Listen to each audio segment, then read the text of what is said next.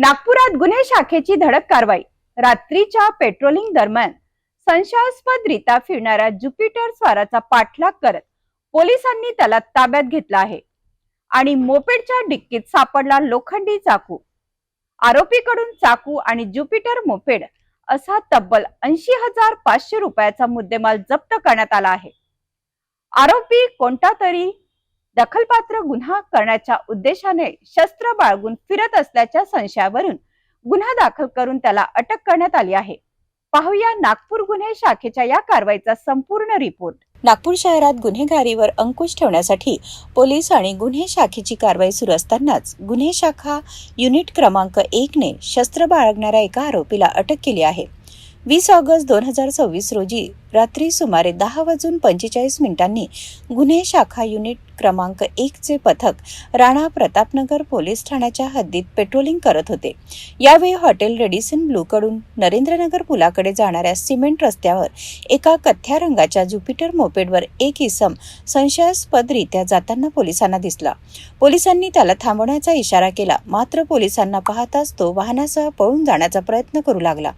यानंतर गुन्हे शाखेच्या पथकाने त्याचा पाठलाग करून त्याला ताब्यात घेतले। पंचासमक्ष चौकशी केली असता आरोपीने आपले नाव सौरभ दादाराव चपाने, वय 27 वर्षे, राहणार धम्मी दीपनगर, गिट्टीखदान, नागपूर असे सांगितले। यानंतर पोलिसांनी आरोपीच्या ताब्यातील मोपेडची झडती घेतली। झडती दरम्यान ज्युपिटर मोपेडच्या डिक्कीत एक लोखंडी चाकू आढळून आला। पोलिसांनी आरोपीकडून सुमारे 500 रुपये किमतीचा लोखंडी चाकू आणि TVS ज्युपिटर मोपेड क्रमांक MH31GF 9451 जप्त केली। जप्त एकूण किंमत 80,500 रुपये असल्याची माहिती पोलिसांनी दिली आहे। आरोपी हा कोणातरी दखलपात्र गुन्हा करण्याच्या उद्देशाने शस्त्र बाळगून फिरत असल्याचा संशयावर आणि मनाई आदेशाचे उल्लंघन केल्याप्रकरणी राणा प्रतापनगर पोलीस ठाण्यात गुन्हा दाखल करण्यात आला आहे।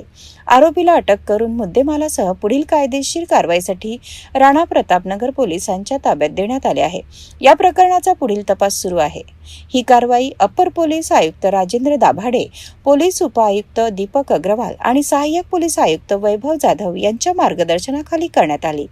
पोलीस निरीक्षक प्रशांत ठवरे, पोलीस उपनिरीक्षक ओमप्रकाश कोठे आणि गुन्हे शाखा युनिट क्रमांक 1 च्या पथकाने ही कारवाई केली। रात्रीच्या पेट्रोलिंग दरम्यान संशयास्पद हालचाल। पोलिसांना पाहताच पळण्याचा प्रयत्न। पाठलाग करून आरोपीला पकडलं आणि मोपेडच्या डिक्कीत सापडला लोखंडी चाकू।